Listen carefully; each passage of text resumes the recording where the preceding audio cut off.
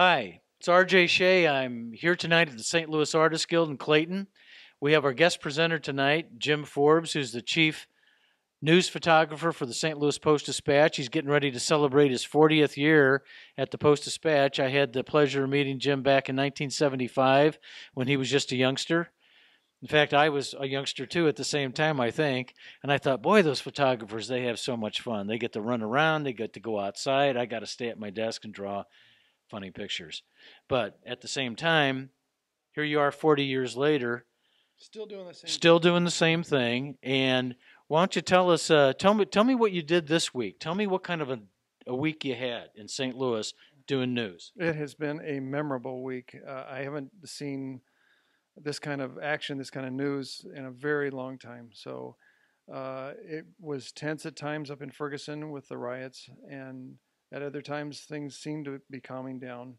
I ended up covering all of the press conferences, the one where the mother and father lawyered up and presented this guy who it turned out he's the same guy who represented Trayvon Martin, though.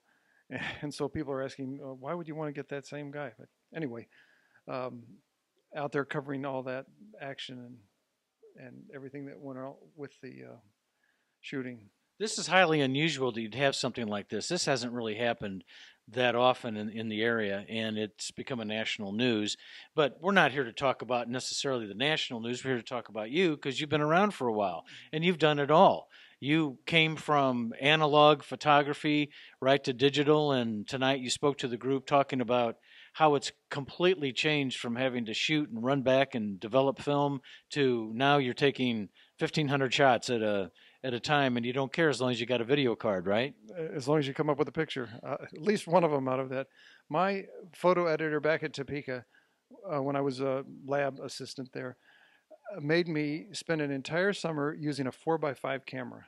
And that's with the black hood, that's with taking the things in and out and setting up a tripod and shooting all this. And I kept thinking, why? We're using 35 millimeter cameras. Why should I go back to this old time? And now I truly, truly appreciate what he was trying to get into my very thick head. Just showing me where this whole craft has come from and where it is today. And it made me appreciate film. And then from film, I was a little slow on wanting to change over to digital, but now I appreciate digital and what it can do for me and for the whole profession.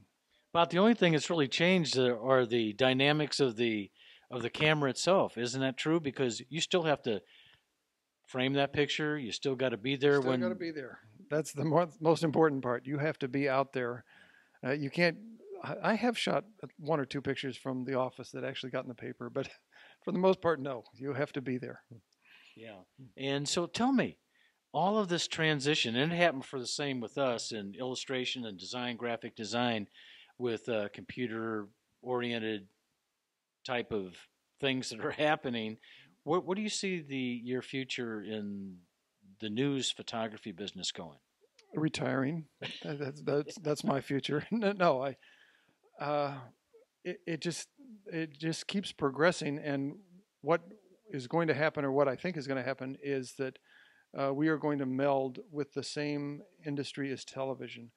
I see all these TV guys use their video cameras, but then they step aside and they take a quick still picture, and then they're standing there doing this, and they put it up on their website. And we're doing just the opposite. We're shooting our stills, but then we have to jump in there and do a little video or a quick picture from our phone and send it to the website. And eventually, we're going to be doing the same thing as the video guys, and having the same sort of results. But they're a lot of their broadcasts are now online, and a lot of our stuff is online and more all the time.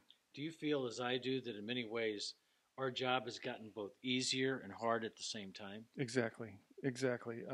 The digital part of it has taken away all those fumes that I used to smell all the time. I can see the result of that over the years. It's still look what it did to my hair. I wasn't even in the dark room, and look at mine.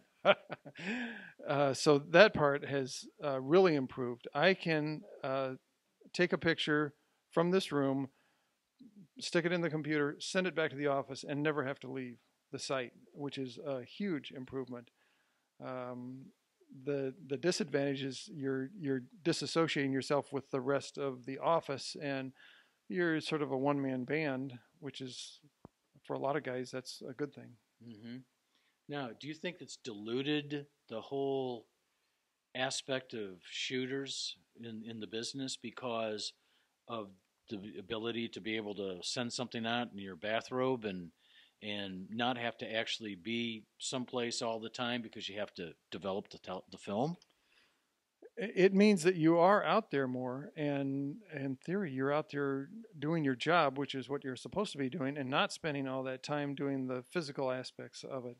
So that has certainly improved it, but you still have to look back on guys like the originals, the Matthew Brady, who saw a picture, set it up, and shot that one frame. And for all of us using this digital equipment, yeah, we'll take that frame and then we'll go on to the next thing, and then we'll shoot something else. And I understand Matthew was quite a mentor for you early on in the business. well, he and I were not that close, but That's great. So, how long do you think you're going to keep doing this, Jim? that's a good question. Since I've started my 40th year at the Post, and I became a professional in 1971. So what's that make me? That makes it you old. Old. Makes me really old. Our contract runs out a year from now. I'm going to stick with it at least through then, and just see how it goes. See if I still like it. I don't need to do this anymore, but heck, I've got Medicare now. Why do I work? Did becoming chief news photographer at the Post-Dispatch come with the fact that you've hung in there so long as you did? The title of chief and $1.50 will get me a cup of coffee. That's exactly right.